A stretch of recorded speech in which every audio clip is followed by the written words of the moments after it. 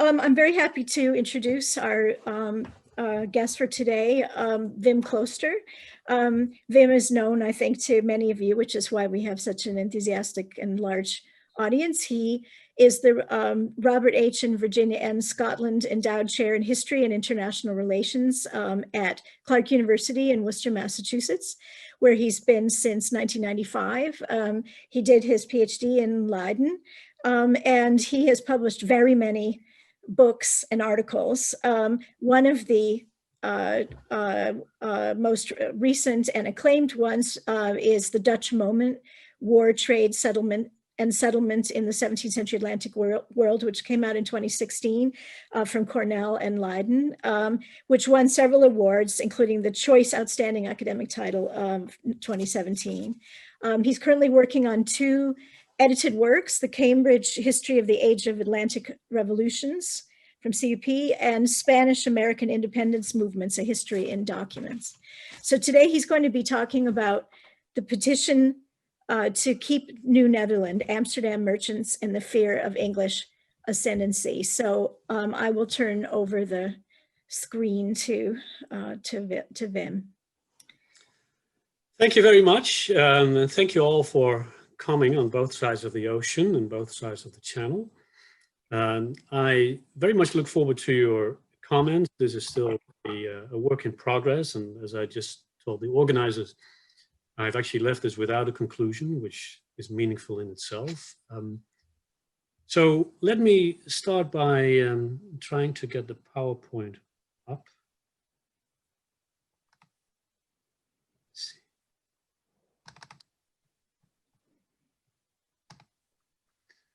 Yes, can you all see this? Yes, that works. Okay, very good. Okay, so I'll begin. When 4 English frigates appeared off New Amsterdam in September 1664, the settlers of New Netherland gave up this Dutch colony without a fight. But there was more resistance to relinquishing the colony in Old Amsterdam. 3 years later, with the Second Anglo-Dutch War winding down, 71 men joined hands in putting together a petition in which they asked the States General to demand the restoration of New Netherland. I'd like to focus today on this document and its authors who have never been analyzed. But let me first sketch the situation in the Dutch Atlantic world as it had developed by 1667. In the 1620s and 1630s, the West India Company organized maritime and land-borne warfare against the Iberian foes in what was intended to be a Western front in the 80 Years' War. The company was particularly successful in Brazil, where the area under Dutch control grew by leaps and bounds until the company controlled half of all former Portuguese captaincies. After a revolt broke out in 1645, almost all Dutch conquests were reversed, but the Dutch maintained themselves in the capital of Recife until 1654. Nowhere in the Americas did the Dutch or any other power employ as many soldiers as in Brazil. Dutch Brazil, therefore, symbolizes the ambition and military prowess of the Dutch Republic. At the same time, the disappointing proceeds from Brazil, where much was sown but little harvested, were also typical of the Dutch Empire. Dutch expansion in the Atlantic world hinged on Brazil, but was not confined to it. In the 1620s and 30s, Dutch fleets and armies were found throughout the Atlantic world. And under their umbrella, new world colonies and African trade posts were established that forced the Dutch to come to terms with African and American natives. Throughout these activities, the contours of an Atlantic empire became visible. An unusual empire it was, if only because the Dutch were the only republic among the 17th century Atlantic powers. Not only did they live without a king, many in the Atlantic world perceived them as being led by merchants. And that earned them scorn. So when the island of Sao Tome of West Africa was hotly contested between Dutch and Portuguese forces in the 1640s, the Portuguese lured some Dutch soldiers to their camp by arguing that it was better to serve the king than common merchants. Similarly, a manifesto in support of an anti-Dutch revolt in Brazil justified the right to, quote, rebel against the subjugation in which they have been kept through force of arms by a company of some merchants of the provinces of Holland, end of quote. If the West India Company was seen as a group of traders, the States General struggled to overcome the challenge that their polity was both new and republican, which prevented its recognition as a full-fledged member of the international community. The Dutch wished to be considered on the same par as Venice. After all, they reasoned, their republic possessed kingdoms in the East and West Indies. And these so-called kingdoms, among which Brazil was counted, had been occupied in rapid fashion. Dutch military expansion around the globe was so impressive in the 1630s that Galileo addressed the States General in a letter not only as conquerors, but also as masters of the ocean. Likewise, an organizer of early English colonies in North America viewed them as great conquerors. Contrasting the Dutch with his fellow Englishman, Sir Fernando Gorges wrote, "Romans, Spanish, and Dutch did and do conquer, not plant, tobacco, and Puritanism only, like fools." It was rare for foreigners to compare the Dutch to the Romans, whose ancient empire was universally admired, of course, by Europeans as the largest and most powerful polity the world had ever seen. But it is understandable that Dutch expansion in the 1620s, 30s, and 40s inspired awe, with Asian exploits increasingly matched by victories in Brazil. As their control of Brazil grew, the Dutch themselves began to note similarities to Rome. Elias Hermans may have been the first to do so in his book Der Zeevaartlof of 1634, a work that starts with the history of seafaring and includes two books, books 4 and 5, that celebrate Dutch accomplishments in the East and West Indies, in which he equates the Dutch victories in Pernambuco with deeds of ancient glory. One of the great Dutch literary figures, Caspar Barlaeus, also drew parallels to Rome in his elaborate description in Latin of the rule of Johann Maurits in Brazil. In their conquests and in their Mission Civilisatrice, Barlaeus argued the Dutch had outshone their Roman antecedents, having had to travel much farther and face enemies more inhumane. The epitome of the governor's civilizing work, he said, was the transformation of an island filled with moors and overgrown with shrubs, where he built a town. But his ingenuity and his daring vanquished all obstacles, creating a town traversed by streets and canals and provided with spacious buildings and warehouses. In reality, of course, no well-articulated imperial system reminiscent of Rome ever emerged. Besides, the lifespan of the imperial Dutch Atlantic was very brief. The arrival of a Portuguese fleet in late 1653 did not automatically spell the end of Dutch Brazil, but the unwillingness of the Dutch sailors and soldiers to defend the colony made surrender a foregone conclusion. With the end of Dutch Brazil, the Atlantic Empire was doomed. What might have happened if Brazil had remained within the Dutch realm was that Recife, the main Brazilian port, would have come to resemble Batavia, the Dutch headquarters in the Indian Ocean, which was at the center of a network of Asian factories linked by a regular exchange of information and commodities.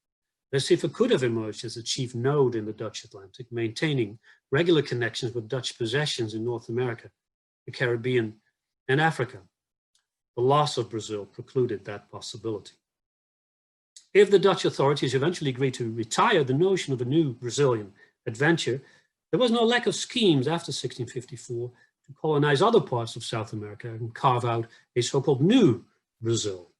A number of projects was launched in Guyana, the area between the Orinoco and Brazil, where small colonies were established before finally the English colony of Suriname was conquered by a squadron from Zeeland at the end of the Second Anglo-Dutch War. That is in 1667. In the same year of 1667, of course, the other sizable Dutch colony of New Netherland was lost at the peace negotiations in Breda. Before 1664, tensions had been building in North America between the English and the Dutch, and after the governor of Connecticut and some inhabitants of New England and Long Island convinced the English Council for Foreign Plantations and the Privy Council of a plan to attack New Amsterdam, an expedition left England to add New Netherland to English America. The new king, Charles II, who was fully behind the mission, awarded his brother, James Stuart, the Duke of York, a patent for a large part of the eastern seaboard. After the 1664 conquest, Dutch diplomatic protests failed to have any effect. Charles II told the Dutch ambassador in London that the area had been English from the start and that individual Netherlanders had been admitted to settle there, but no authority had been given to the West India Company.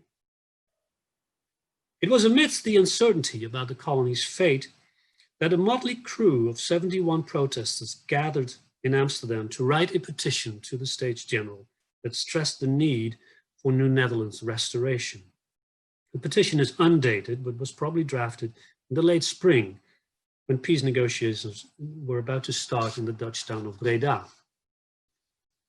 What did the petitioners ask for? So here we have some images. Here you have the fireworks in Amsterdam after the news of Breda came in that the peace was signed. So the question is, what did the petitioners ask for? They complained about the exclusion of Dutch subjects from the carrying trade between Portugal and Brazil, as recognized by the States General in its 1661 peace treaty with the Portuguese. They bemoaned the violent recent loss to other nations of Dutch trading stations in Senegal, the Gambia River, and at Cape Coast Castle in Africa, as well as colonies in the Caribbean and Guyana, like Tobago, St. Eustatius, Saba, and Essequibo, which England actually would return after the war. But the petitioners especially lamented the loss of New Netherland. From there, they wrote, the Dutch could import in time of need a large variety of goods for which the Dutch now had to sail to the Baltic, including grain, hemp, flax, tar, oak, and pine timber for the construction of ships and houses. Merchants selling linen and woolen cloth, wine and brandy would find a ready market in New Netherland. The beaver and otter skins obtained in return for these items were sent to Russia, where specialists processed it, and the final product would be sold from the Dutch Republic to France. This was, the petitioners stressed, a very lucrative business. Since the English occupation of New Netherland and the subsequent Anglo-Dutch War had led to considerable loss on the part of the petitioners, they implored the authorities to make the return of the colony to Dutch rule a priority in the upcoming peace negotiations. Interestingly, they added a geopolitical argument. If England were left in possession of New Netherland, they wrote, it would not only derive from its new colony resources which Englishmen previously had to buy in the Baltic, but England would be allowed to rise as a fearsome power in the North Atlantic. The petitions predicted that England would one day be master of all of North America, since the French would not be able to keep Canada. In addition, they expected England to build a formidable fleet that could capture any ships coming from the West and East Indies and Russia. All of that had to be prevented.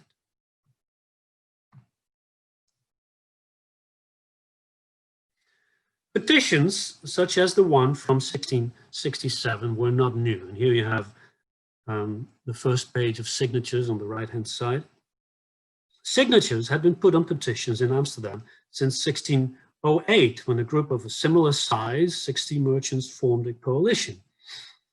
In petitions to the States General, however, it remained customary for petitioners to refer to themselves collectively as merchants usually trading with a certain foreign port, rather than a list of individuals. And that only changed by mid-century.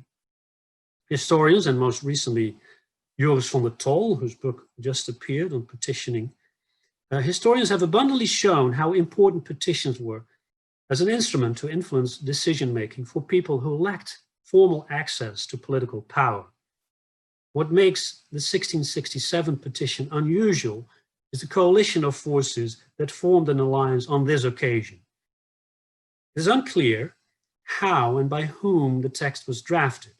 One may assume that a few individuals were responsible for the text, since it includes references to distinct mercantile interests, and that, once finished, the text was sent to individuals in different parts of Amsterdam for their signature. That the 71 men were not all in the same room when they signed is revealed by the differences in ink shades and quills used, as you can see on this page and on the next one. Who were these men, and why were they worried about the continuation of the English occupation of New Netherland? I've tried to retrieve biographical materials for each of these men, and with the exception of 3 of them, I have succeeded. And I can conclude that it is possible to distinguish 4 interest groups and 2 additional clusters. First, those with commercial ties to New Netherland, obviously. Secondly, those who traded with Archangelsk, Archangel in Russia. The third group is that of the furriers in Amsterdam, the bondwerkers. The fourth group are those with a background in Dutch Brazil. And then the 2 clusters are first those who were deacons of the Amsterdam Reformed congregation and members of the Lutheran Church. Let me begin with the first group, made up of men who traded with New Netherland. And here you see just the first batch of this particular group. Their inclusion among the 71 men was, of course, to be expected. What is surprising, however, is how many of these 16 men had actually traveled, how many of them had traveled and lived in New Netherland. Only 3 of them had not, including this man, Frederik Riehel, or Riel, a native of Strasbourg, a prominent banker and one of the chief investors in the West India Company. Unlike Riehel, petitioner François Hoogland had spent time in New Netherland, where it may be assumed that one resident by the name of Christoffel Hoogland, a merchant in Manhattan, was his brother. Fellow petitioner Cornelis van Gezel had lived in New Amsterdam city colony, where in the year 1660 we find him signing a contract with Director General Stuyvesant.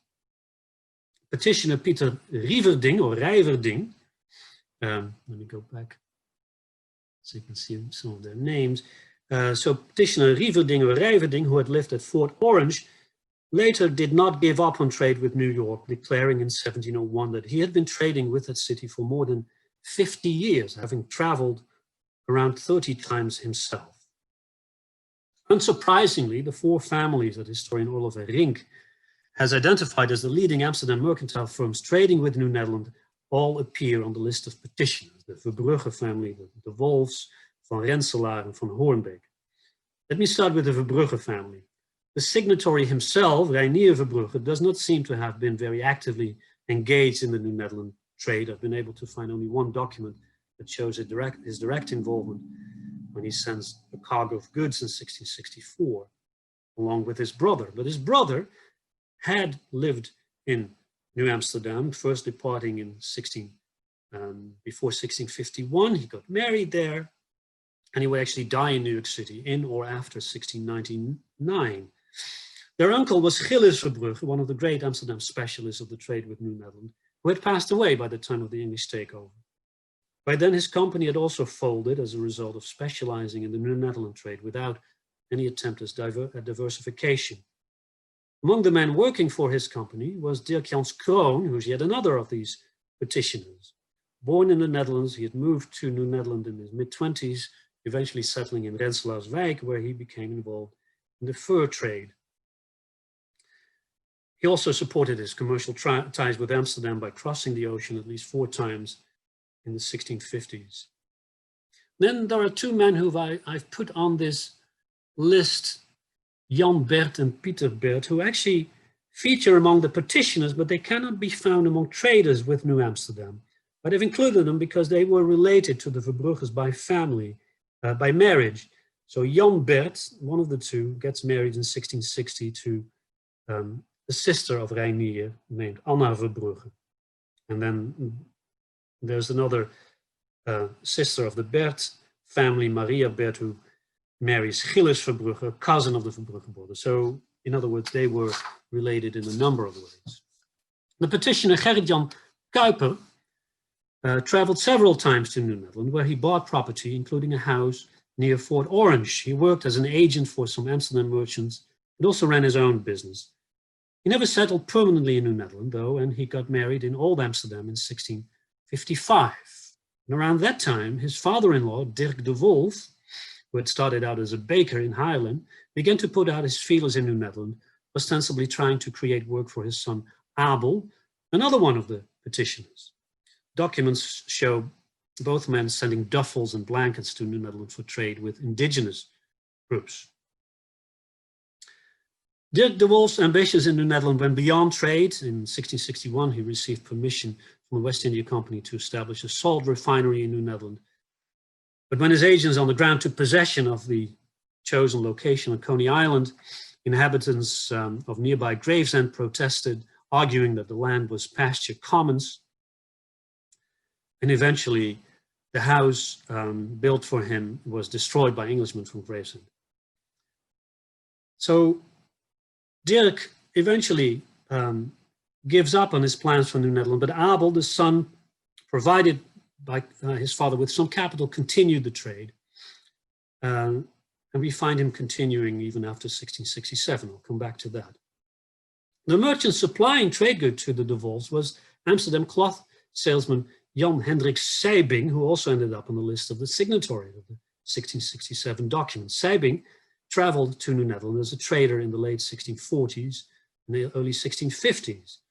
One historian tells us that Sijbing arrived in Beverwijk as a tailor, purchased a house, and sold the cloth, duffels, and blankets that he had taken along with him from the Republic. Returning to Amsterdam permanently, he established a wholesaler's business in cloth, the Gulden Fortuin, which primarily served the New Netherland market, with duffels going to the Native Americans once again. Along with trading directly to New Netherland, Sijbing supplied the merchant houses of the Verbrugges and the De Wolfs with cloth goods. Another leading Amsterdam firm active in the New Netherland trade was headed by Jan Baptist van Renselaar, son of Kiliaan, the patron of Renselaarswijk. In 1651, Jan Baptist sailed to New Netherland to inspect Renselaarswijk, and he became its director in the following year. Once he found himself on the other side of the Atlantic, he realized the potential profits to be made in his private trade with Amsterdam and embarked on this trade after his return to Amsterdam in 1658. In his dealings with New Netherland, he often partnered with fellow petitioner Gillis van Hoornbeek, a latecomer in trade with the colony, a man of many qualities who, besides his pursuits as a ship owner and freighter, was active as a financier, as an insurance broker, and a fur distributor. So those men make up the first group of petitioners. The second group were those involved in the Russia trade, the Muscovy trade. In the early 17th century, Dutch trade with Muscovy suddenly assumed large proportions, which led firms from the Dutch Republic to send agents who settled in various parts of the country. In 4 towns, including Archangelsk or Archangel, which is right here, the resident Dutch community established a Calvinist church. By the second half of the century, 40 ships left from Texel each year with silver and gold coins, spices, Indian textiles, and wine, which were exchanged at Archangel for furs, caviar, hemp, flax, and sometimes grain. Furs, of course, also went in the opposite direction, having been imported first from New to Old Amsterdam before they were shipped to Muscovy for processing. Another product embarked on ships from New Amsterdam, Virginia tobacco, was not included on vessels targeting the Muscovy market because of the Tsar's ban on tobacco use. Russians and foreigners alike trading or possessing in tobacco could expect the death penalty. And still, English and Dutch merchants managed to smuggle in tobacco on an overland route via Sweden, but in the end, Russian opposition doomed the tobacco trade. One family that grew rich by means of the fur trade to Muscovy was that of the Bickers, B-I-C-K-E-R. And one may wonder why the family is conspicuously absent from the list of petitioners, and the answer is probably that they had direct access to the political center by virtue of their active participation in Amsterdam's governance. In other words, they could use their personal contacts to achieve their goals and had no need for a device that was typically one of outsiders, such as a petition. One of the prominent traders with Archangel was the petitioner Coenraad van Klenk, whose father, a German native, had been one of the pioneers of Dutch trade with Archangel and other towns after obtaining a permit from the Tsar.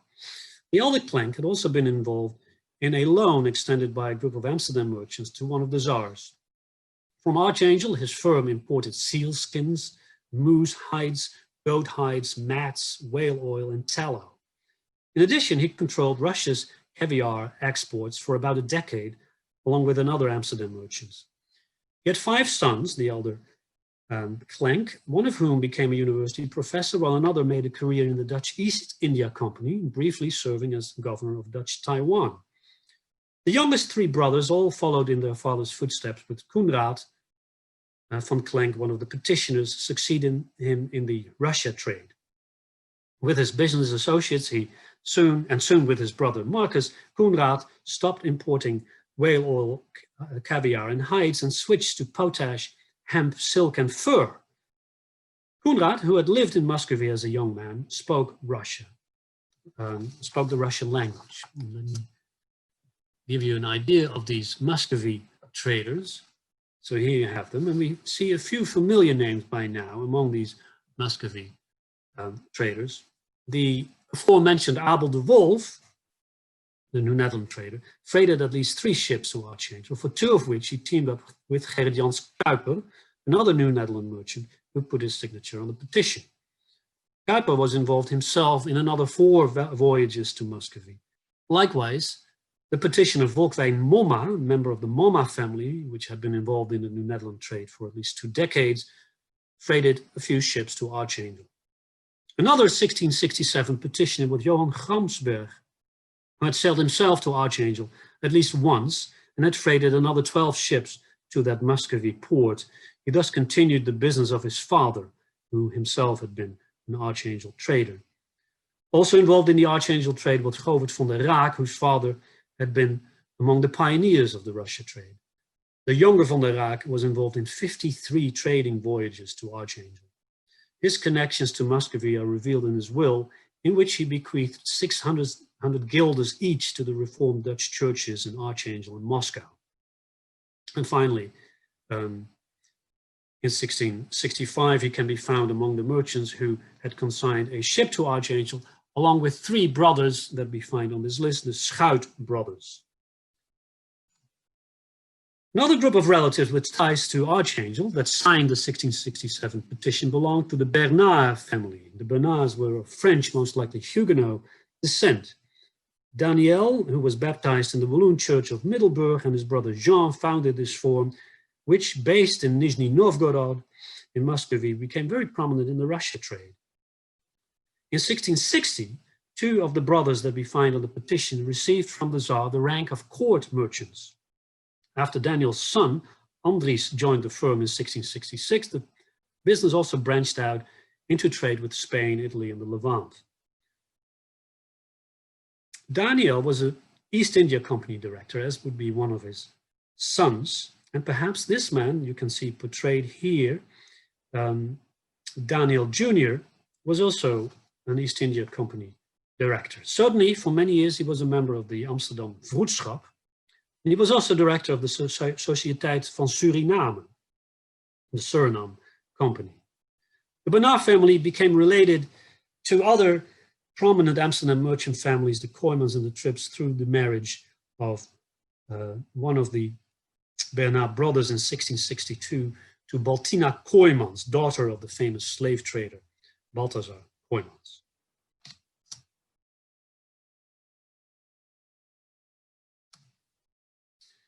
For one man that I've included in this list, you can see him towards the end, Jeremias Bozijn. There is no evidence that he was involved with the trade with Archangel, and it's a bit of a speculation on my part, but his profession was actually a wine cellar. That's how he's listed when he gets engaged. And that would actually make him a good fit for those people cornering the Muscovy market, because the articles that were sent there every year included red wine, included for communion in the Russian Orthodox Church. And then there's this perhaps surprising group, that of the furriers of Amsterdam, the bondwerkers, the peltiers. Well, the bulk of the furs imported from New Netherland was sold in Muscovy. Some of the furs that were imported were processed in the Dutch Republic and most likely in Amsterdam itself. I've been able to ascertain that 11 of the signatories were furriers, presumably all members of the Furriers Guild that had existed since 1613.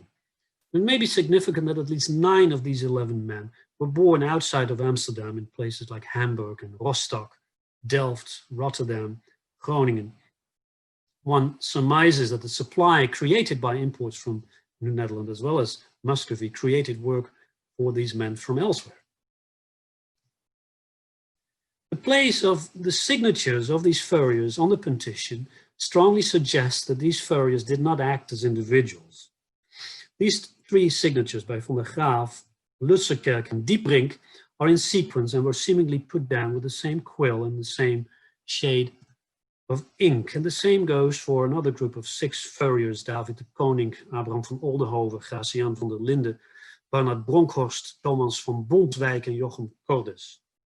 An appropriate venue for signing the document would actually have been an Amsterdam inn called De Lustige Bondwerkers in the Korte Houtstraat, but that's merely speculation on my part. At least 2 of these men came from furrier families, while other furriers also lived in what you might call the furrier milieu, linked as they were to colleagues by marriage. In one case, the profession had already been handed down to the next generation. The son of signatory Gerrit Dieprink, so one is these 3 men, the one on the bottom, a native of Hamburg, Dieprink. So his son, Tjerk, was in 1666, when he gets engaged, listed as a furrier. And you might think that Gerrit, the father, may have feared for the future of his son, who had gotten married in 1666 and whose first child had been born in December of that same year. And then the 4th and last interest group that was made up of that formed the group of the petitioners were those who had lived in Dutch Brazil. These men lacked an identifiable commercial objective, and it is tempting to consider that they longed back to the fleeting imperial Dutch moment during the heyday of Dutch Brazil, or at least the colony of Dutch Brazil in which they had lived for many years. Most of the signatories of the petition who had resided in Brazil, as you can see on this list, were Jews with a past in the Iberian Peninsula. One of them was Jacob Abendana, who should not be confused with his namesake and contemporary, a famous biblical scholar. We find this petitioner, Jacob Abendana, in Brazil in 1648 as a member of the local Sur Israel congregation. João de la Faya was a new Christian, like so many others in the Iberian world, a descendant of Jews who had been forced to convert to Christianity in the 1490s. Born in the Portuguese town of Porto, he and his brother ran a business that traded with Brazil until 1618, when they escaped to Amsterdam after the Portuguese Inquisition arrested 100 people. Around the time that the first synagogue in the Americas opened its doors in Dutch Brazil, João moved there and worked in retail trade. He and his wife seem to have been converted back to Judaism in Brazil. Religious man, he did not open his store on the Sabbath, and his commercial activities, which included the buying and selling of slaves, earned him enough money to buy 3 adjacent houses of 2 floors. Another slave trader among the petitioners who lived in Dutch Brazil, where he joined the Jewish congregation, was Abrão Aboa País, also on this list. Simão do Vale may have been born in Brazil, where he lived at the time of the Dutch invasion in 1630. Following the Dutch conquest, he declared himself to be a Jew and circumcised himself. In later years, a Simão da Vale, perhaps the same man, sold wax in Amsterdam to the Jewish community and worked as a shamash, a person who assisted in the running of synagogue services.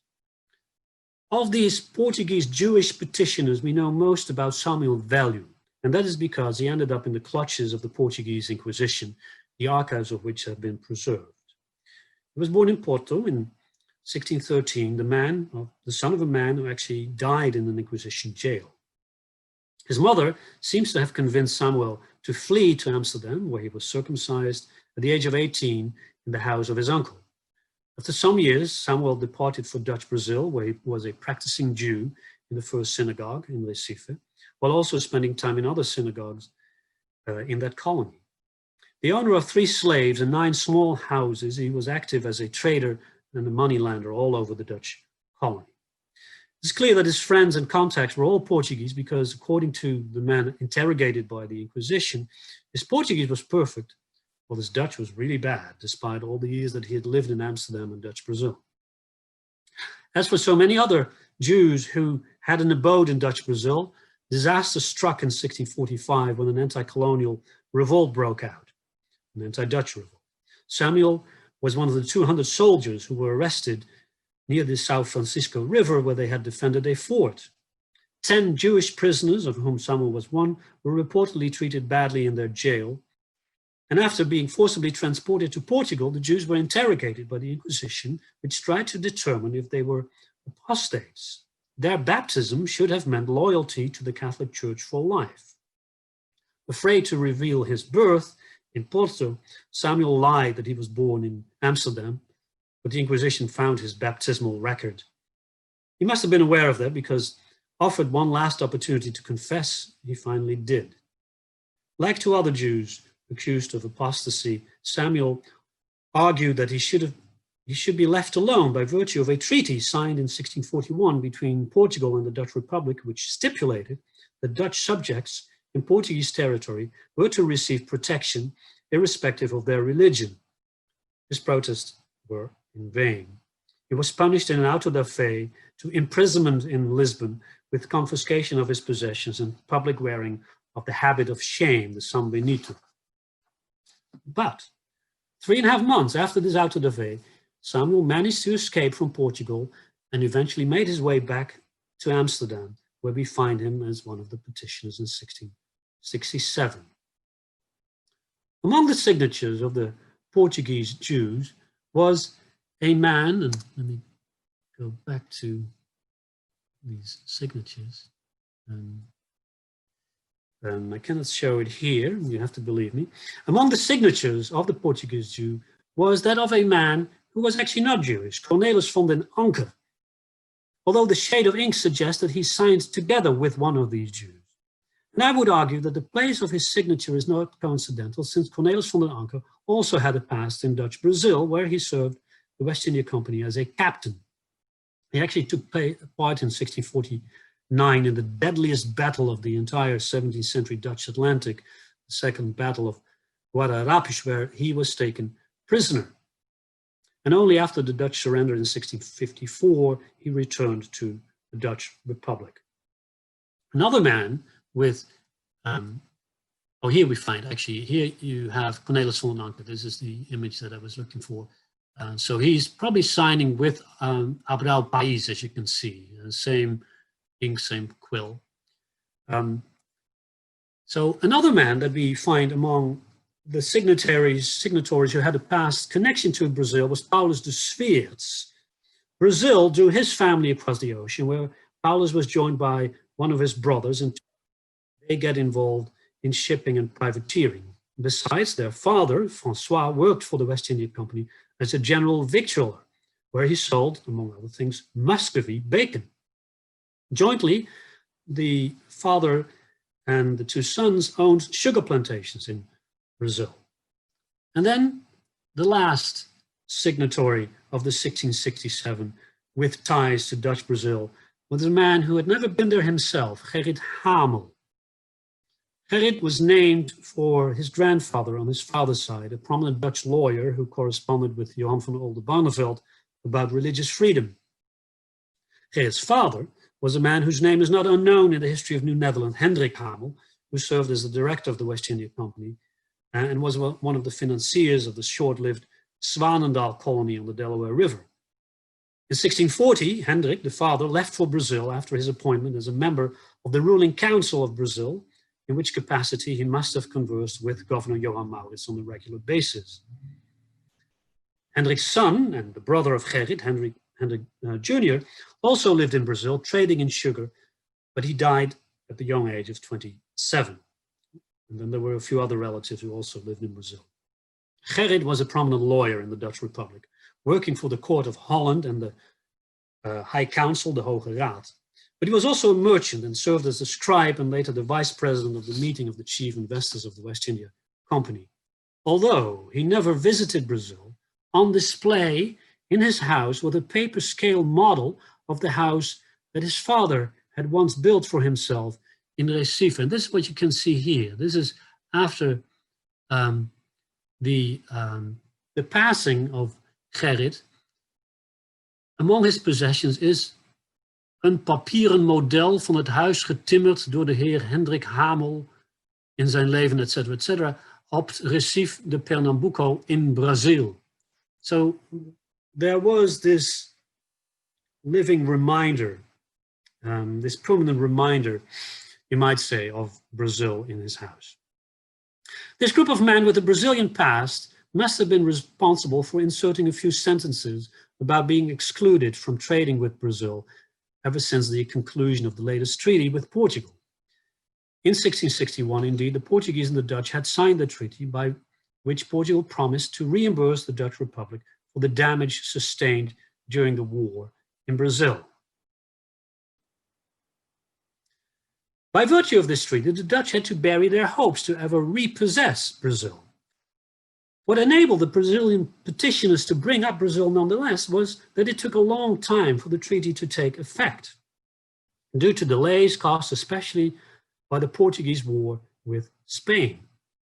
It remains to be seen whether this group was genuinely interested in the carrying trade to Brazil as they professed.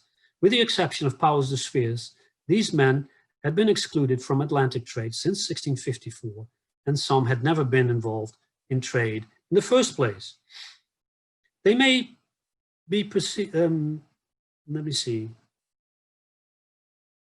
So what I'm thinking, I think this sentence doesn't flow well, what I'm thinking is that they actually bitterly mourned the loss of Dutch Brazil, but that is speculation. So those are the four groups. There are the New Netherland traders, there are the Archangel traders, there are the furriers in Amsterdam, and finally the group with links to Brazil. They're all represented on this list, and they make up the vast majority of the list, 56 of 71 petitioners. So what about the connections between these groups?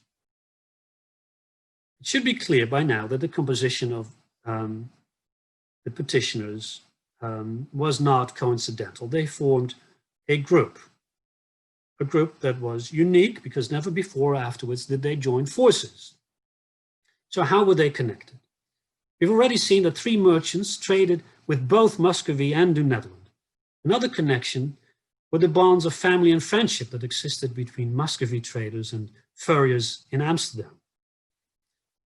Hermanos Forbake, a well-known man among historians because of the autobiography that he wrote, was trained to be a furrier like his father, while his brother Peter was hired by his mother's brother, a Muscovy trader, to represent his firm at Archangel. Such connections must have existed more widely. For instance, in the case of one of the other petitioners, Peter Hubbe, who was a furrier born in Rostock and who married the daughter of Joshua Rendorp, who not only traded with Muscovy, but had also hibernated in Muscovy at least once. Another form of entanglement between the petitioners was organized religion. Most belonged to the Reformed Church, in which no fewer than 11 of these men served as deacons, albeit, of course, not at the same time. But it would suggest frequent church attendance, which enabled communication with members of other groups of petitioners. We can be assured that worldly talk about the war and the uncertain future of New Netherland resonated in the various Reformed churches. So among these men are Muscovy trader Daniel Bernard, New Netherland traders Jan-Baptist van Renselaar, Gilles van Hoornbeek, Volkwijn Momma en Abel de Wolf, furriers Thomas van Bontwijk and Barend Bronkhorst, and one merchant, Abraham van Oldenhoven, whose father was actually a furrier. He himself was not, he was a trader. And then there are 7 men who belong to the Lutheran Church, for whom 1667 would have been a special year, because a church council of the church decided on January 2nd that a new church building was to be built, which would not be finished until 1671. At least 4 of these Lutheran petitioners were merchants. One of them traded with the Baltic, one of them traded with Muscovy, and thus providing links with each other, but also with other, with other petitioners. Likewise, 2 of the Lutherans were furriers. Now, we may wonder what happened to these 71 men and their interests after their request failed to have an impact on the peace negotiations in 1667. The confirmation of English control of New Netherland left the Amsterdam merchants all in the same boat. As Dennis Micah has shown, the Manhattan merchants with whom the Amsterdammers traded aggressively tried to maintain their contacts with Amsterdam. Their efforts enabled the Amsterdam merchants not to suffer initially from the insertion of New Amsterdam into the English Empire. 7 of the signatories of the 1667 petition took part in a shipping company formed for trade with the now Anglo-American port of New York. The company, in which Petrus Stuyvesant, the former governor of the Netherlands, also participated, soon folded, however, after the English withdrew the permission to send ships for 7 years. Dutch merchants residing in Manhattan, however, having been granted the status of denizens, now did continue their trade, their ships being considered English ships that could conduct trade with the Dutch, provided they first paid customs duties at an English port.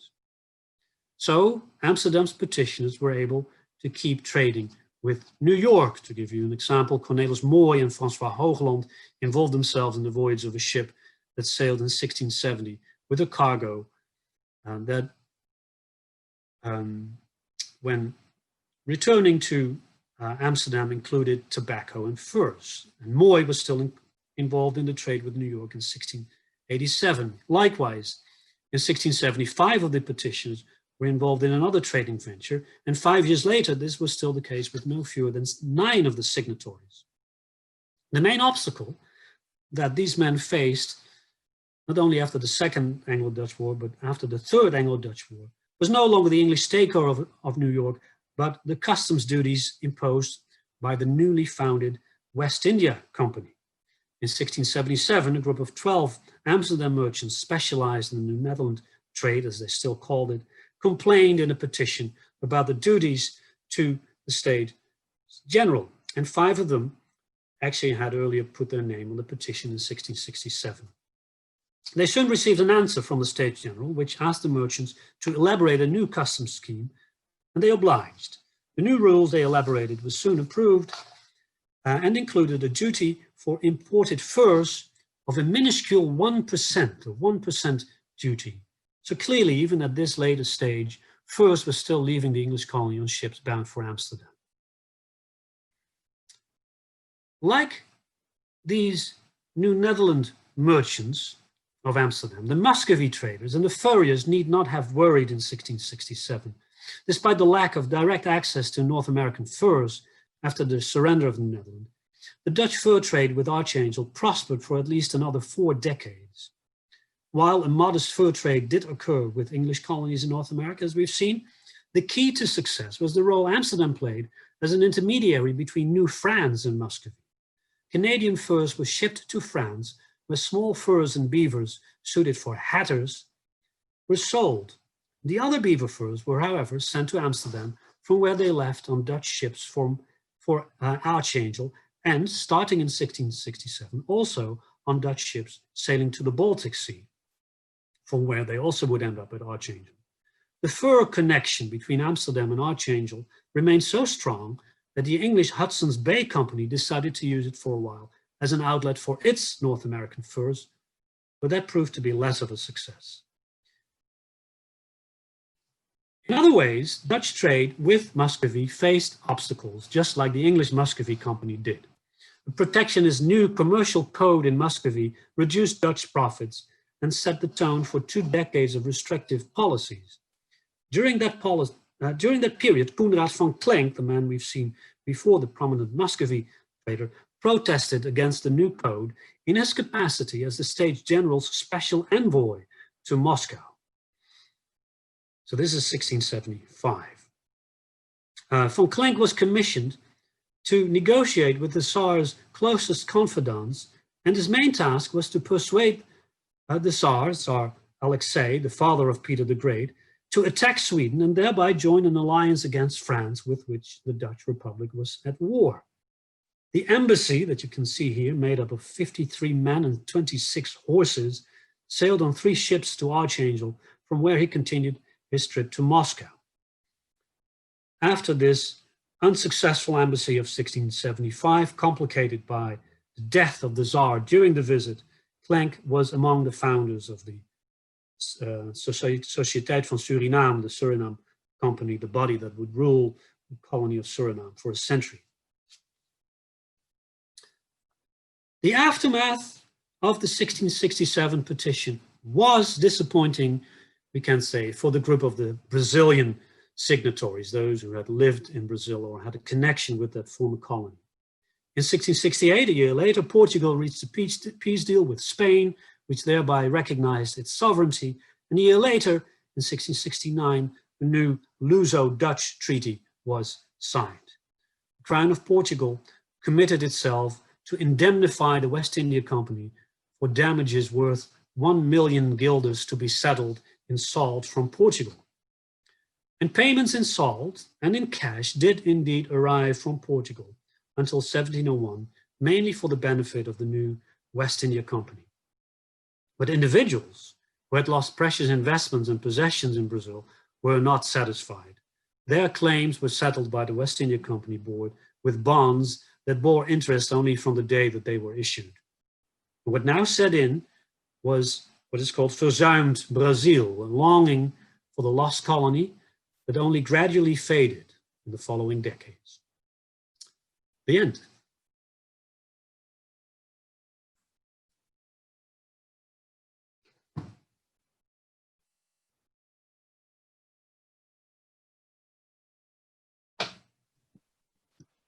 Thank you, Wim. Maybe you could stop sharing your screen so we can see each other. Oh, yes, of course. So I didn't expect such a sudden end. So thank you very much. That was a fascinating talk. I know that we'll have a lot of interesting questions. I'll just get things started off so that people can kind of catch their breaths and think about what they might want to discuss. I mean, I find it, as somebody who's interested in merchants and has done the sort of work that you're doing here in terms of trying to find networks among people. I'm curious about how significant you think the connections are that you've drawn, in that, you know, at least some of it one assumes will come out of the fact that, you know, that Amsterdam's kind of a small town, and that these people will have been, as you say, familiar with each other from other venues such as church, for example. Mm-hmm. And so I wondered if you could say anything about how you think that a petition like this might have been put together. That is, how would these people have been aware of each other's interest in this topic? I'm curious myself because in my work on tulip mania, there was also a petition which came out in early February of 1637, right after the tulip crash, where it was the same kind of thing, which was a group of people who were not, this is in Utrecht, who had not had really anything to do with each other in terms of any kind of company. So I wondered if you could, you know, talk about what you think the circumstances of this petition were, and how much you think it's less than coincidental that this group of different types of interest groups came together. Yes, well, that's of course one of the main questions I'm trying to answer, and I'm trying to do that by looking at their biographies and seeing, you know, who was married to whom, who invested in what, when there are wills, who shows up for the goodies. But most importantly, I'm trying to see in a small town, as Amsterdam was, as you say, whether we find an overlap by people that is significant. So you have these merchants who are trading with both New Netherland and trading with Muscovy. And that's a connection that has been very rarely studied. Perhaps I see Jaap Jacobs is watching us as well. Perhaps he can say something about it, but it really struck me that this is not a connection that's been studied by historians at all.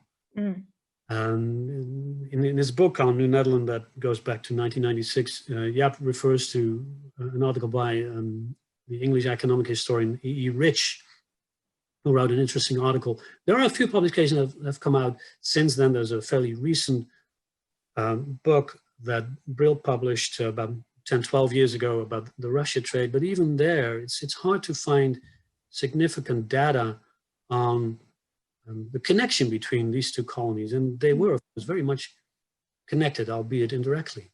Mm. So, but what you do see is that you have these merchants who, as part of their portfolio, they're trading with New Netherland and they're trading with Muscovy, so they're very busy in this business. Then there are furriers. The furriers who are not just artisans, they often have a shop on the side as well. We know that in the Kalverstraat, for instance, there were furrier shops around this time, and I can imagine that in the Little Ice Age they had good business selling their furs. Mm. So these furriers are sometimes connected to the New Netherland merchants, sometimes connected to the Muscovy Traitors, sometimes in a business way, sometimes in a personal way because of married, and in many other ways they are connected because of the Lutheran Church or the Dutch Reformed Church. And of course we realize that most people would have been going to the Reformed Church, but I think it was significant to find that there were all these archdeacons, which probably meant that these people certainly would have been among those attending Sunday services. So you find connections between the Brazil traders and members of the other groups as well. So with these links, I'm trying to prove that it was not far-fetched to assume that, you know, there were venues for these people to get together and to join forces. So what probably happened is that the war comes to an end in 67, the word gets out. There are undoubtedly, I think that's probably in most of these petitions cases, there are a few leadership figures, perhaps men who are still in their prime, who have contacts in more than one constituency and then try to link them. And a few persons get together. I have no idea who actually authored this, but it's clear that all four groups had some input in this petition. So the petition is done. And then I think that's one thing that I learned from Joris van der Tol's recent book. The petition makes its way to Amsterdam. What he shows in his work is that you can actually trace it going, you know, through one part of Amsterdam and going to the outskirts and then making it back to the city. There's something like that may have happened here as well. And as I speculated, since I found the name of this interesting name of this inn, Herberg, the Lustige Bondwerkers, knows. Yeah. The speculation. So that's what I'm thinking. Yes, I mean it sounds in a way like this is a way of mapping out the types of connections that one might have found often in other ways at Amsterdam if we had a document to record it. So it's quite interesting to see, I mean, for me at least, to see the different connections, especially the people with the cross, with interest in both colonies. But okay, we have. But this was, of course, it was. I just want to add one thing. This was not a group of people that got together all the time to write petitions. This was the only time they did. Yes, indeed. Big occasion. Yeah. Great. Okay, so we have a few questions. David Ormrod, I think, is our next person.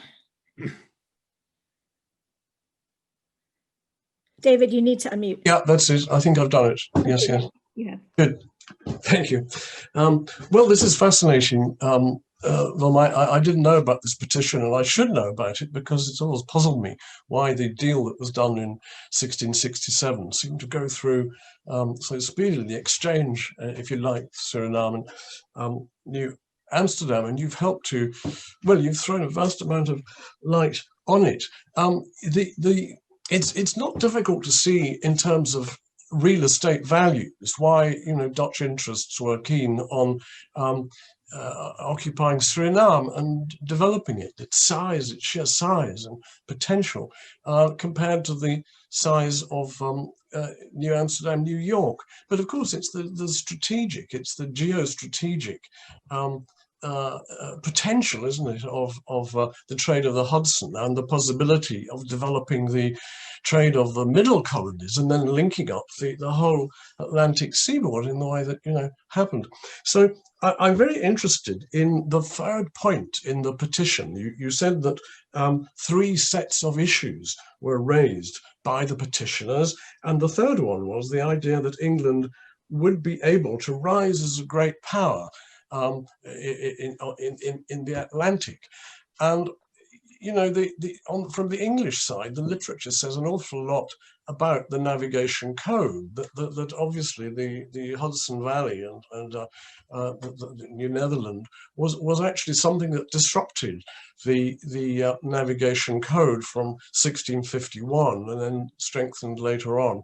It was really a great loophole, which the Dutch were able to exploit until 1667. And even then, as you told us, that generation of Dutch merchants in then New York was still able to continue for a while to trade. It's very much a transnational economy, actually, isn't it? When you look at it on the ground, really, we should be aware of looking at 2 state systems. But the question is really, could you just elaborate a little bit more on point 3? What exactly did the petitioners say when they talked about the potential of Britain's rise as a great power? What did they see happening? Or perhaps they didn't say very much about it. Perhaps they saw it simply as a threat. Well, it's actually not much more than what I said. I think I almost quoted verbatim what they say. And this is actually what I think is the most fascinating part of this entire petition, because it's, as I said, I think it's a kind of a geopolitical argument. And in a way, it looks forward to the days when, after the 7 Years' War, when the French are no longer there in North America, which they predict, they say, in the long term, the French will not be able to maintain themselves. So between the English conquest of New Netherland, enabling there to be an eastern seaboard that was continuous, an English eastern seaboard in North America, and the eventual defeat of the French, the eventual disappearance of the French, which they predict in this document, you can see the fear that not only are they confronted with a formidable economic rival, but also with the potential of a tremendous English powerhouse in the North Atlantic. And the consequences, in their eyes, at least the potential consequences, were in the form of British shipping or English shipping. The English Navy, apparently, I mean, that's not what it says literally, but I assume what they mean is that the English Navy would be able to intercept ships that would come from across the Atlantic, but even ships from the Indian Ocean, rounding Cape of Good Hope, coming up to Europe, as well as ships coming from Muscovy. So 3 trades then would be threatened. Now, there is no real East India Company interest reflected here. There are a few merchants who dealt with the East Indies, but there's no real East India Company contingent among these petitioners. So I don't think that was seen as a major threat. Perhaps they added it to emphasize their point even more. But it is interesting to think about England, which just a few decades before would not have been seen as such a gigantic international powerhouse, now apparently perceived as so fundamentally threatening to Dutch interests. Thank you. Our next question is from Martina van Ittersum. Hello. Yes, it's not my question. It's my husband's question. Oh, I'm so sorry. Your name was on the screen. Yes, that's true. Yes, but we're both here. Okay. Excellent paper, Wim. Thank you very much for that. There are a couple of points mentioned so far that I would like to pick up on. First of all, the means of communication in Amsterdam between these groups, I would suggest that most of them actually went to the beurs and had contact there, and subsequently to the herberg, to the tavern, where business was conducted in a similar manner. So that is at least one of the ways that these networks operated, even if we don't always see them reflected in the extant papers. What we Yes. do No, see- I agree. Jaap, this is Jaap Jacobs for those who don't recognize him. I'm sorry. Oh, sorry, I should have introduced myself. Sorry. He's one of the foremost New Netherlands space. It's actually in the longer version of this paper where I have a section on what we don't know, the invisible connections in inns. I actually have a few examples also of people who show up at on the same occasion. That was just too long for this paper. But clearly, at the Beurs they would have met. They would have met at all kinds of inns all the time. And as was said at the very beginning, Amsterdam, at the end of the day, is still a very small town. Yep. Mm-hmm. People knew each other. And actually, some of the people that you mentioned, at least one, Moma, falls in both groups because the Moma family was related to the Van Rensselaer family. So they sort of branched off, it seems, with one doing the Archangel trade and the other doing the New Netherlands stuff. However, and this is sort of my question, I suppose, what strikes me most about this list, and I think that's the same in a later petition of 1674, with which you didn't compare it, interestingly, is that all these guys are second tier. They're not at the level of burgomasters or vroedschap, and their political influence as such seems to have been minimal. So Well, that's why they write the petition. I think if they had been in political power, they wouldn't have needed this kind of device. And that's why I mentioned Bicker, because Bicker he doesn't need to be, I'm not sure if that family's name can be found in the petition. But in general, I would say the people who don't have direct access to the political center are more likely to be on these kinds of petitions. I would agree with that, but it also reflects the relative unimportance of the New Netherland trade. You might say that, and that's probably true for the Muscovy trade as well, compared to the Baltic trade. It is much less significant than the Baltic trade for the Dutch. The East India Company trade is, of course, a different matter. But apparently the East India Company traders were not really afraid of English power in North America. Otherwise, they would have been on this petition and might even speculate that might have stopped the signing of this treaty, but that clearly didn't happen. Mm-hmm. Yeah, certainly, you can say that. But we don't know what the discussions were like once this petition was received by the States General. We don't know what arguments were used to deny these petitioners what they wanted. But clearly, the New Netherland trade, the Muscovy trade, they're not the main trades of the Dutch in the 1660s. One way to discover a bit more about what was going on is to look at the private notes that some of the representatives in the States of Holland made. Stellingwerf Schot is one of them. Of course, those have only been published up to 1640, and Stellingwerf's notes, which are in the Hoorn archive, the Westfries archive, are in terrible handwriting, so I wouldn't recommend it. But actually, those are the kinds of documents that give insight in the process, whereas otherwise we only have resolutions and not considerations. Well, I'm glad you bring this up, because this paper has been entirely based on the research I could do on the computer. I haven't been to the Netherlands this year. My sister lives in Hoorn, so it's likely I'll get to the Swiss archive at one point. So you're going to hire a research assistant? Well, or one of my nephews. Yeah, why not? Okay, our next Just question. someone with digital photography. That's Sorry. Yes. Our next question is from Joris van den Tol. Thank you. Thank you, Wim, for this talk. I really enjoyed this. Also, thank you for promoting my book twice. Really, really nice. I have 3 questions. The first refers to, you said something about the Verbrugge and the Bert family, and they were related, and you couldn't find evidence of the Bert family also trading in New Netherland, I think. Would it suggest that they are mobilizing their friends and family, even though they don't seem interested in the trade specifically, but they just mobilize them to increase the number? So there's no value in the argument, just there's value in the number of petitioners. Well, that's actually what I meant to say. So you don't find them as traders, but since they were related, come on, some names to the list. That's, I suppose, what happened. Okay. No, yeah, that's fair. Like, I don't know if, because then like the number is not that great, right? It's 70 people. Yes, 71. Yeah. So like, what are 3 people making a difference in showing support? That's then my question. I don't think everybody knew how many people would be on the petition. That would be my I answer. see. Okay. And then my second question is about the connection to the West India Company. I would suspect that you would say something about this, because some of them, I think Daniel Bernard de Jonge is a investor in the WIC. Jean Bernard is the investor. I think Govert de Raad was on your list, right? Groot van der Raad, yeah. Yeah, he's an investor in the West India Company. Gilles van Hornbeek, was he on your list?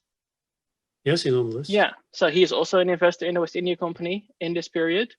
Yeah. Is that significant somehow?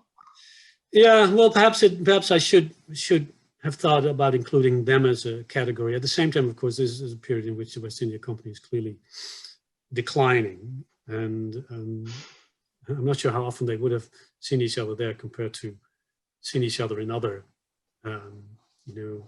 functions.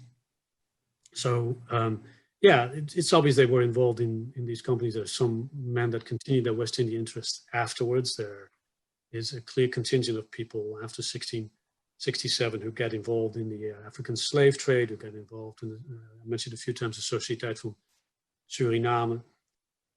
So there is a bunch of traders who probably, and this is continuing what Jaap Jacobs just brought up about the marginality of these traders who are marginal in Europe and therefore are trading with the Americas or are involved in the West India Company.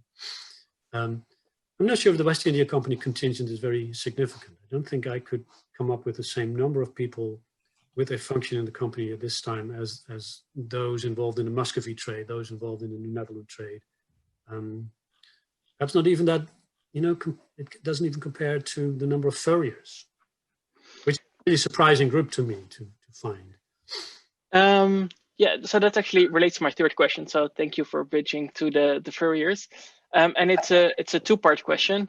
So the first part of the question is, how significant do you think it is that merchants operate together with manufacturers and producers? Because usually we like to think of them as two separate social groups.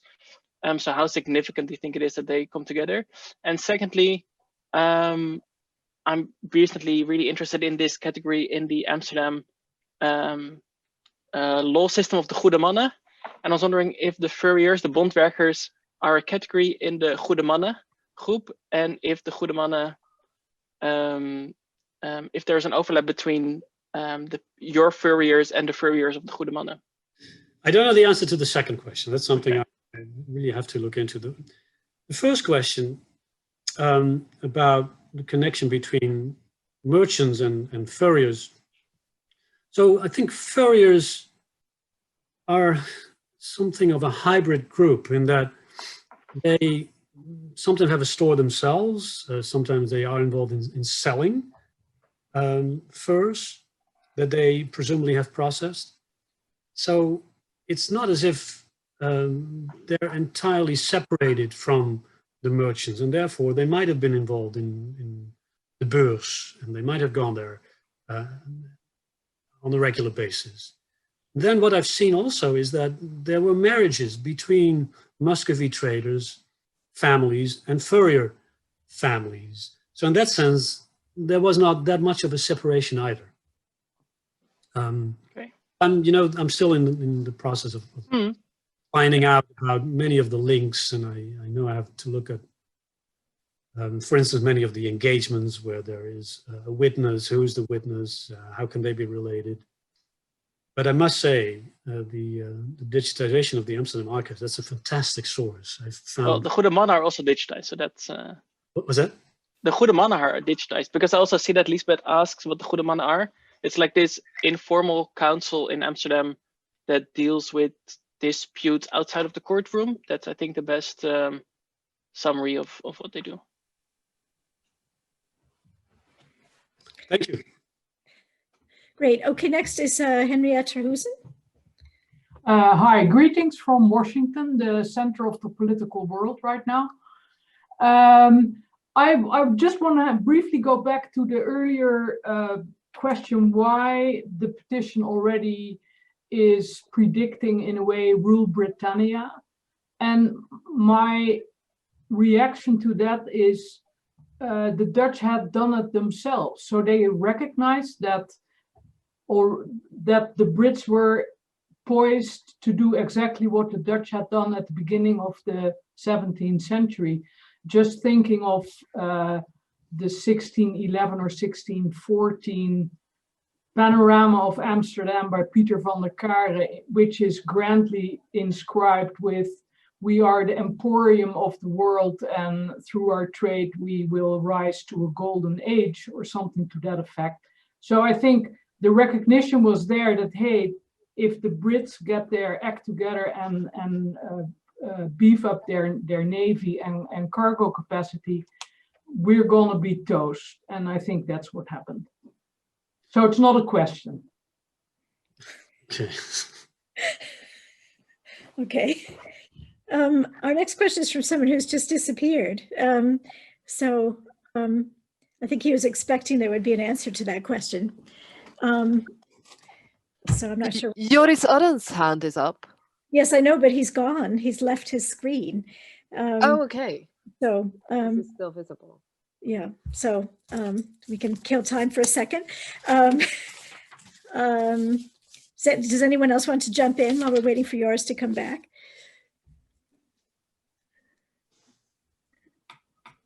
Can I, Wim, I missed the first 3 minutes. Is this part of a big book that we can look forward to? No, I just think about this as an article. And as I just said, I really have to do work in the Dutch archives. So it will probably not be until next summer that I can continue working on this, because I think I've almost exhausted what I can do online. But it's just meant to be an article, not a book. Okay, thanks. Okay, Joris has returned. So Joris, audience, it's your turn. Oh yeah, sorry, it was my turn. I was called away for a moment, but Okay. I was frantically pedaling, trying to stay above water. But anyway, go ahead. very sorry. Thank you, Wim, for an interesting presentation. Very detailed analysis of the network of the signatories. I'm curious about scale. There are 71 signatories. Did you think about whether this is a lot or not? How does it compare to other petitions in those years? But also, could it have been fewer? Could it have been more petitioners? Were these all the people involved in this business at that time? And if not, why aren't the others there? So is there anything you can speculate about that? I mean, we've, together with Joris, we've been working on an article recently about representative claims in petitions, where we looked at what in the petitions themselves, in the contents of the petitions, people said about who else they represented than only the signatories that are on the signatory list. Is there anything in your petition about this that can tell us more about, how large the group was these 71 people who are actually on the petitions claim to represent? That's a very good question, and the answer can only be speculative, of course. But to come back to your first question, how big a group is this? Could it have been bigger or smaller? It could have been smaller. I mean, there are examples a few years before with 60 merchants that I referred to in the paper. It's not that big a group, I think. It could have been over 100. I think Joris, the other Joris, it's remarkable how many Joris is. This is always a problem in petitions. On petitions, yeah. It's always through your system. But the other Joris can probably say something about petitions with more than 100 people, but I don't think it's necessarily a very small group, but it could have been bigger. So who do they represent? So one thing that you might speculate about is, were there still many merchants in Amsterdam who looked forward to one day reassuming trade with Brazil? Because there's clearly a category. They refer to that peace treaty of 1661. They don't want to live by the treaty but how many were there? And that's very much the question, because the trade had gotten lost in 1654, and we're talking about now 13 years later. Those merchants were not trading with Brazil anymore, and they undoubtedly had lost their contacts with Brazil, if only because, you know, the trade with Brazil had often been with Dutch merchants in Brazil. So what connections would they have had? So for that fourth category of the Brazilian signatories, I don't think they would have represented a very big group. The New Netherland merchants, I think you're talking about the main merchants with New Netherland. I mentioned in the paper that the four main groups that have been identified as trading with New Netherland are represented by members of their families on the petition. As for Muscovy, there are some conspicuous absences, and not just bigger. One or two other families, I think, that were quite big, and we know, of course, a lot about this trade with Archangels, with Muscovy.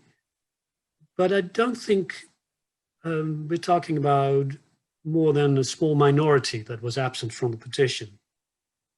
As for the furriers, I've tried to go through all kinds of documents trying to find names of furriers in Amsterdam who were alive in this period. I've come across just 2 or 3.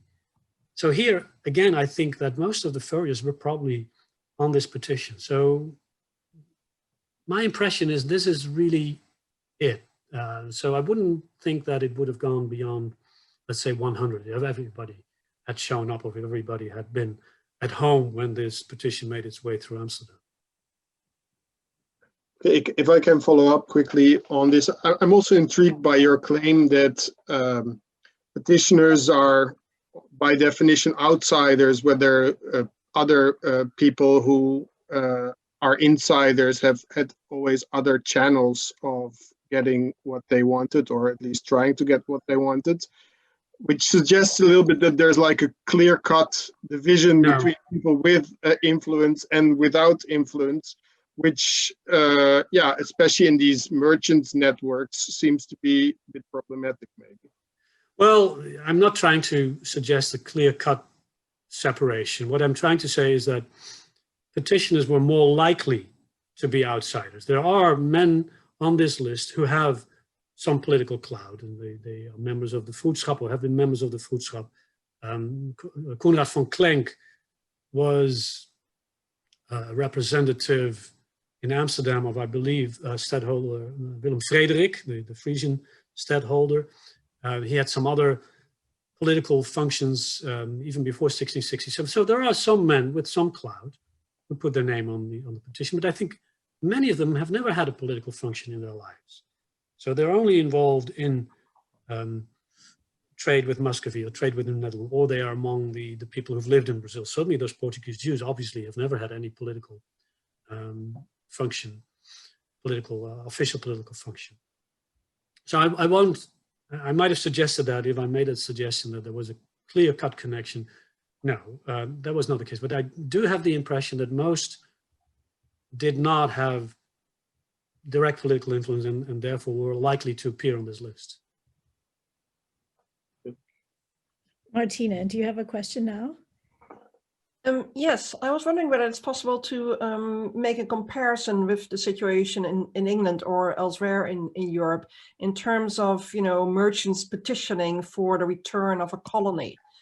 I have no idea whether any research has been done on this or who would have done this, but I wonder whether there is potential for a kind of comparison.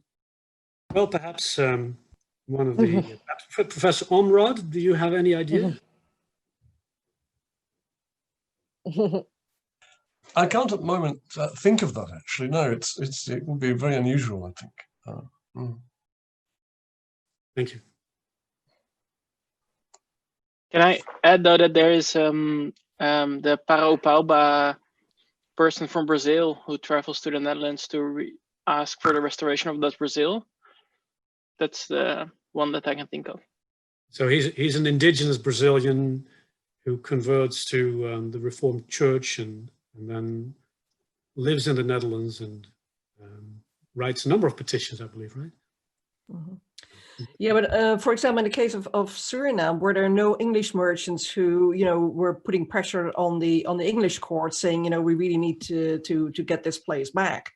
The Royal Africa Company, of course, did exert pressure at court, because there were in fact a couple of courtiers who were members of that company.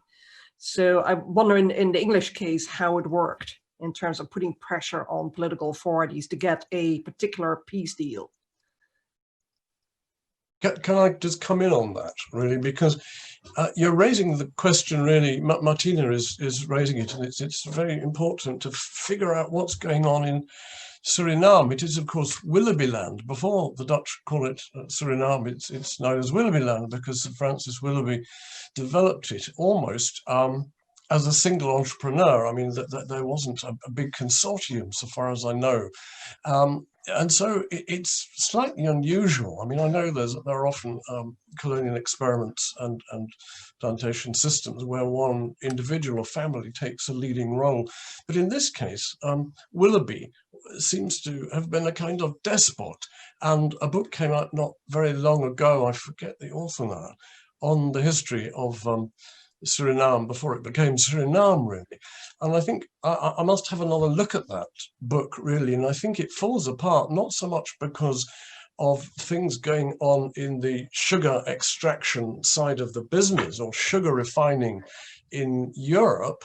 I think the colony falls into a difficult period of sectarian conflicts, really, which Willoughby and his associates can't really manage. So, some people, I think, are quite glad to get rid of it, really. I mean, I think it became unmanageable, and it may be that, the business side of the enterprise was failing. Don't forget, it's quite although in one sense it's large, very large compared to New Netherland. As these plantation colonies go, it's not enormous, is it? 30,000 acres, which sounds a lot, but I mean it becomes an awful lot bigger, doesn't it, as time goes on? And the Dutch interest, I mean, I think, of course, increases in the 17th century, early 18th, particularly on the financial side. It's the financial operations, it's the plantation loans, isn't it, that Van der Voort wrote about? Yes. Yeah, and and the book of Van der Voort shows how important it became, at least financially, if not in terms of a business enterprise, really. So, I mean, I think this is another way of looking at the question, really, the problems of developing Suriname. And of course, the British have Jamaica. I think the moment that Cromwell takes Jamaica, the situation, of course, in the British Caribbean just changes dramatically, doesn't it? Anyhow, just a few thoughts, really. I think one reason why the English would have mourned the loss of Suriname is that it had been so closely connected to Barbados. And with Barbados going through its sugar revolution and adopting a form of sugar monoculture, it became increasingly dependent on the kind of wood that was available in Suriname. Yes, I mean, I think Willoughby starts off, doesn't he, in Barbados? I think so. Yeah. I think. Yeah. Okay, we have one more question from Lisbeth Correns, my co-convener. Hi, yeah, I can't turn on my microphone because my computer is overheating, so you also all keep freezing. And so some of this may actually have been said in the middle of where I had to leave for 5 minutes. But coming back to a question of Joris earlier, in the kind of the marginalization of these people or not, I was actually curious about like the aftermath of this. So you discussed the aftermath of, okay, so for these groups, like the direct thing that they tried to achieve with this petition didn't happen and they didn't benefit from that. But I'm curious about the aftermath of that collaboration and how much people may have wanted, where joining this petition actually helps them to foster those kind of connections, and whether you see some of those connections after this coming back, because you said it's an odd combination here. This is a bit unexpected. Do they become a pressure group after this? Of things that were not, but also like those people who were like the Jew who just recently been subject to an auto-da-fé. Is this a way of participating in like very respectable, I mean, even though they are not the most powerful group, they still have some, yeah, they still have some clout. Is the process of petitioning in this also about much more than talking about that colony? Mm-hmm. Yeah, it's an interesting question. I haven't looked much at this, but I have seen that a few of these petitioners after 1667, after the petition, actually branch out in one of the four other directions. So, for instance, this man Gerrit Hamel, whose inventory I showed with the replica of the house of his father in Brazil, I don't find him among the New Netherland traders before 1667. But once the colony is lost, you see him teaming up with some of these guys afterwards, and not just once or twice. It's fairly continuous. So that might suggest that perhaps a link was forged here. Again, it's speculation. As for the Portuguese Jews, the ones on this petition are not big traders. I haven't come across them in what now becomes the obvious trade of the Portuguese Jews, which is trading with Curacao, trading with the Spanish colonies. I don't find them before, and I certainly don't find them afterwards when there's more information about them. One thing about them is that some of them are already quite elderly. There are very few among this group who lived beyond the 1680s. Life was short, of course. Many of them, probably the average lifespan of these 71 is something like 50, 52, 53. So some of them don't live much longer than 60, 67, which, you know, precludes any possibility of them branching out or teaming up with others afterwards. But my main conclusion remains that this was a unique coalition that doesn't happen before and it doesn't happen afterwards. Fascinating, thank you. That's a somber note. Is there anyone else, or should we give Wim a rest? Because he's been working very hard for an hour and a half, more than that. Oh, I'm fine. I'm fine. Okay. I think we'll give you a rest. But what I will mention to everyone is that, you know, in the seminar, now that we're in the Zoom age, we do hang around afterwards for a bit if anyone wants to hang around and chat. Yes, everyone is giving you a hand via a method. I'm not actually sure how to do that, but anyway. So thank you so much, Wim, for a really, really, really interesting paper, which I know we all enjoyed a lot. Can I just mention that we'll be back in 2 weeks' time on the 20th of November with Margaret Scotty, who is going to be talking about a new project, Dutch Atlases and Nautical Manuals, Opening the Treasure Chests. So we're very much looking forward to hearing her since the great success of her sailing school book. So I hope you'll all come back for that. Yes, Lisbeth has just put in the link, but I'll be tweeting it, and it will be on. It's of course available at the Institute of Historical Research website. So thanks again, Wim. And as I said, if anyone wants to hang out and chat for a while, we're sticking around. So thank you all for coming.